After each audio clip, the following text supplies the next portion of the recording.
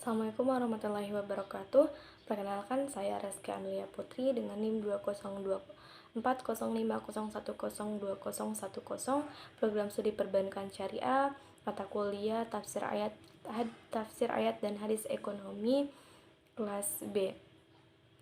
Video ini saya buat sebagai UTS dalam mata kuliah tersebut dengan dosen pengampu Bapak Mahfuz Kuizi. Nah, adapun UTS yang akan saya lakukan dengan menjawab soal-soal. Yang pertama, pengertian tafsir secara bahasa dan istilah. Tafsir secara bahasa berasal dari bahasa Arab fassara yufassiru tafsiran, yang berarti penjelasan, pemahaman, dan perincian. Tafsir juga dapat diartikan sebagai al-idlah wal tabin, yaitu penjelasan dan keterangan. Dalam Al-Quran, kata tafsir berarti penjelasan. Sedangkan secara bahasa, tafsir adalah makna ayat Al-Quran, keadaan, kisah, dan asbabun nuzul atau sebab turunnya ayat tersebut dengan lafal yang menunjukkan kepada makna zahir. Yang kedua, ada urgensi tafsir terhadap ekonomi, bisnis, dan keuangan. Yang pertama, urgensi tafsir terhadap ekonomi.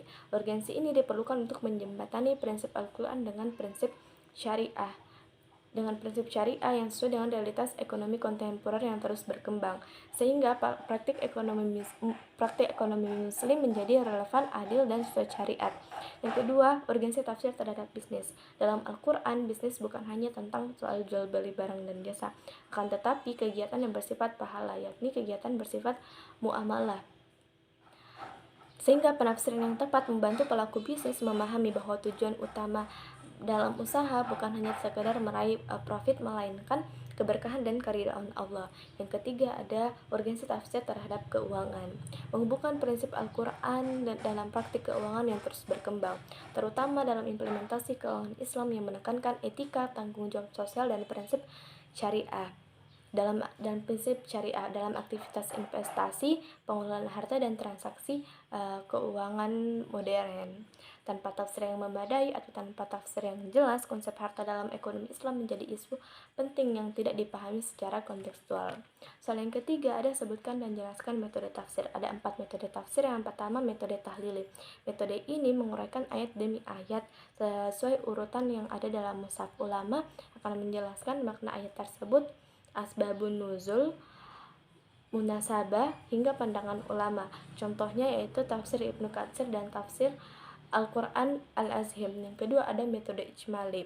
Metode ini menyajikan tafsir secara singkat dan menyeluruh. Penjelasannya menggunakan bahasa yang mudah dipahami dan mengalir mengikuti aturan ayat tanpa uraian yang panjang. Contohnya tafsir Jalalain dan Marah Labid karya Syekh Nawawi Al-Bantani. Yang ketiga ada metode mukaran atau metode komparatif. Metode ini membandingkan suatu ayat dengan ayat yang lain, membandingkan ayat dengan hadis, hingga membandingkan pendapat ulama fikih atau tafsir terhadap suatu masalah. Contohnya kitab Al-Mizan fi Tafsir Al-Quran karya Tabai. Yang keempat atau yang terakhir ada metode maudu'i. Metode ini berfokus pada pengumpulan ayat-ayat Al-Quran yang membahas suatu masalah atau isu tertentu. Nah, setelah itu mufassir akan kemudian menganalisis ayat-ayat yang telah dikumpulkan dan menyimpulkan jawaban Al-Quran atas masalah tersebut. Contohnya tafsir Al-Quran Al-Karim karya Syekh Mahmud. Yang keempat, makna kata al-baqiyatus sholihah dalam Quran surah Al-Kahfi ayat 46, yang artinya dan amal-amal kebajikan yang kekal. Ayat tersebut membandingkan harta dan anak-anak yang hanya menjadi perhiasan dunia yang sifatnya sementara, membandingkan dengan amal soleh yang manfaat dan pahalanya tetap ada hingga akhirat. Wal baqiyatus sholihah maknanya adalah segala amal soleh yang nilainya tidak habis oleh waktu dan terus tersimpan di sisi Allah.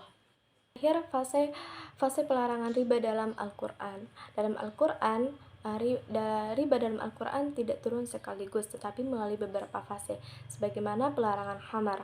Tujuannya mempersiapkan masyarakat Arab yang saat itu sangat terbiasa dengan praktik riba.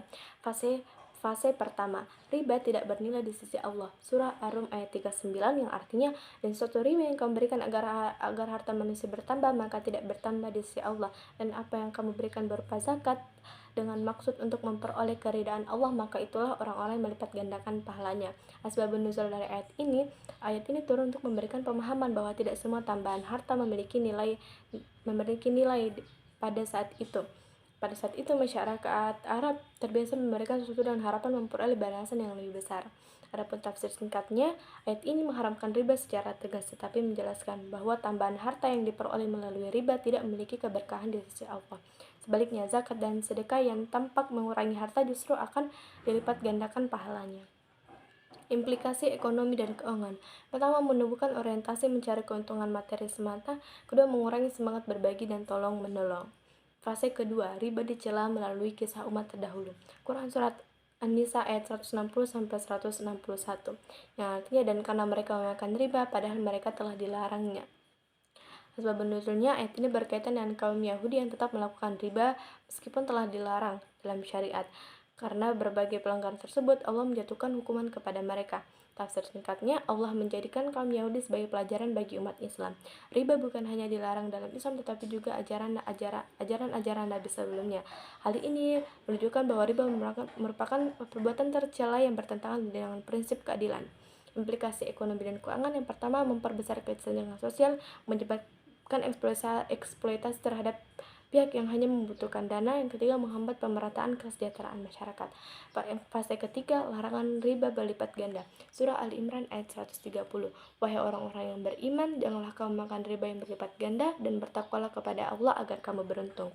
Ayat ini turun karena praktik riba jahiliyah. Ketika seseorang tidak mampu membayar utangnya saat jatuh tempo, kreditur menawarkan penundaan dengan cara jumlah utang ditambah. Semakin lama pembayaran ditunda, maka semakin besar bunga yang akan dikembalikan oleh peminjam. Tafsir singkatnya, Allah mulai melarang secara langsung praktik riba yang menindas. Larangan ini bertujuan untuk melindungi masyarakat dari eksploitasi ekonomi yang menyebabkan seseorang terjerat utang. Implikasi ekonomi dan keuangan. Menjerat masyarakat dalam lingkaran utang, menyulitkan pelaku usaha kecil untuk berkembang, menimbulkan ketimpangan antara si kaya dan si miskin. Fase keempat yaitu pengharaman riba secara total. Pada Quran surah Al-Baqarah ayat 275-279, Allah telah menghalalkan jual beli dan mengharamkan riba. Jika kamu tidak meninggalkan sisa riba, maka ketahuilah bahwa Allah dan Rasulnya akan memerangimu. Menurut riwayat para mufasir, ayat ini turun terkait sisa piutang yang berbunga yang masih dimiliki oleh keluarga Al-Abbas bin Abdul Muthalib dan Bani Saqif sejak masa jahiliyah. Setelah Islam datang, Allah merintahkan agar seluruh sisa riba ditinggalkan dan hanya pokok utang yang boleh ditagih. Tafsirnya, ayat ini merupakan penegasan terakhir bahwa riba adalah haram. Riba haram dalam segala bentuknya. Allah membedakan secara jelas antara jual beli yang halal dengan yang haram. Jual beli menghasilkan keuntungan melalui aktivitas ekonomi yang produktif, sedangkan riba memberikan keuntungan yang pasti tanpa menanggung risiko. Selain itu, Allah menegaskan bahwa keberkahan riba akan dimusnahkan, sedangkan sedekah akan dikembangkan. Implikasi terhadap ekonomi. Yang pertama, menimbulkan ketidakadilan. Keuntungan yang hanya dinikmati oleh pemberi pinjaman, sementara risiko sepenuhnya ditanggung oleh pihak peminjam. Mengganggu stabilitas keuangan. Akumulasi utang yang berlebihan dapat memicu gagal bayar dan krisis keuangan. 3. Menghambat pertumbuhan ekonomi sektor real. Yang keempat, dana lebih banyak berputar pada transaksi utang daripada kegiatan yang produktif. Itulah tadi 5 soal OTS yang bisa saya jawab. Terima kasih. Wassalamualaikum warahmatullahi wabarakatuh.